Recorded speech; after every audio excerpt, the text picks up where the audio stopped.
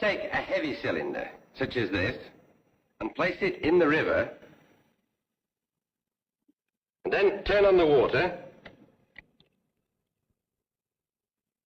you see the flow rolls the cylinder downstream.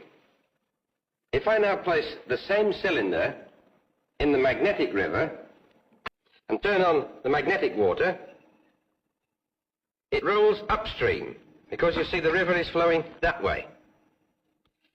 It doesn't matter whether I use a small cylinder or a long cylinder, and these are all of copper, or whether I use a steel cylinder, they all roll backwards. A steel ball rolls the same way. So does a steel washer. This all-plastic motor car has had 4 steel wheels fitted. There's the engine. When you release it, it goes quite nicely. Why do all these pieces of metal roll backwards? To understand what's going on, we need to look at the shape of the field lines over this motor. They come from a north pole into a south, and the whole field pattern is moving along like the magnetic river.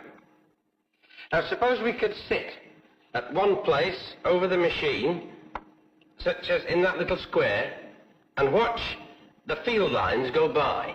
Notice the direction of the arrows. At the moment, the field is to the left.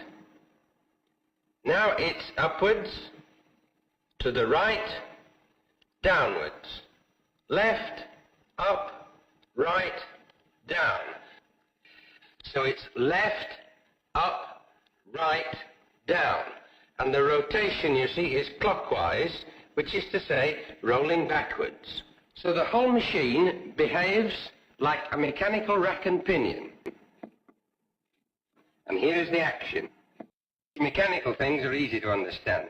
But when we make it magnetic, it's a little less obvious. But we put in a row of horseshoe magnets, and the action, as you see, is very similar indeed. This, then, we call a rack and pinion motor.